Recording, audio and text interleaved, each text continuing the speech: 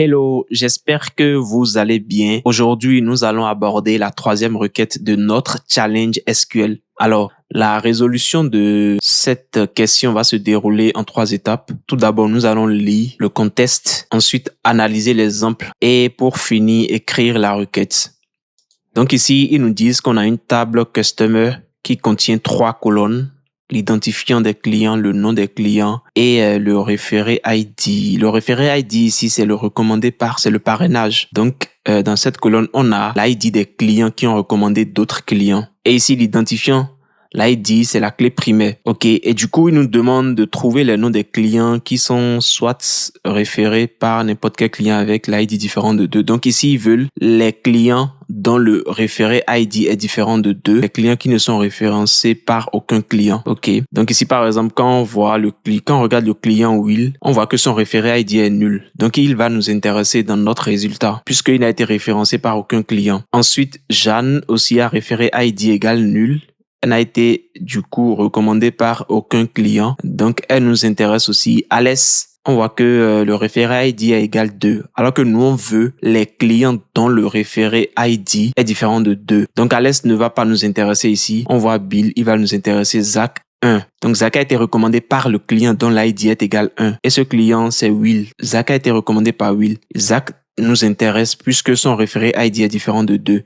Et enfin, Marc, lui, ne nous intéresse pas. OK, donc c'est pour ça que dans la sortie, nous avons Will, Jeanne, Bill et Zach. Alors, nous allons donc écrire la requête. Donc, je vais faire select et ici, on veut que le nom. Donc, le name, je vais mettre from. Le nom de ma table, c'est customer et je vais utiliser where. Donc, j'ai 2 conditions à rajouter dans mon where. Donc, je vais faire where référé ID est différent de 2.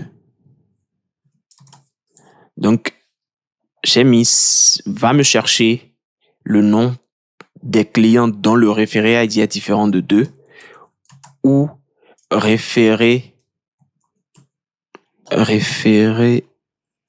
ID is nul. Puisqu'on nous a dit que dans la sortie, on doit avoir les clients dont le référé ID est différent de 2 ou les clients qui n'ont été recommandés par aucun client. C'est pour ça ici, il faut rajouter cette seconde partie qui dit or référé ID is nul. Donc, je mets mon point virgule à la fin et je valide.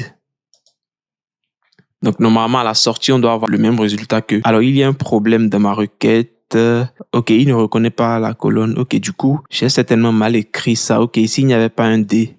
Moi, j'ai mis un D. Voyons voir comment c'est écrit référé ID. OK, là, je pense que normalement, c'est correct. Du coup, je vais valider. OK, donc c'est passé. On a bien le même output que...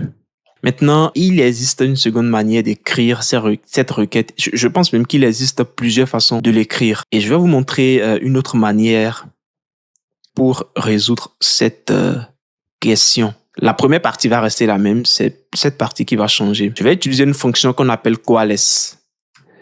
Donc, je vais d'abord l'utiliser. Ensuite, je vous explique comment elle fonctionne. Donc, coalesce, je pense que c'est écrit coalesce. Ouais, je pense que c'est comme ça, elle s'écrit et on ouvre une parenthèse. Alors, comment cette fonction fonctionne? Elle regarde si les colonnes, déjà, elle prend des colonnes en entrée et elle regarde si les colonnes que vous lui avez données en entrée contiennent des valeurs nulles. Si, par exemple, vous lui donnez une colonne en entrée et cette colonne contient des valeurs nulles, elle va remplacer les valeurs nulles par la valeur que vous lui aurez donnée. Ici, on va utiliser la colonne référé ID.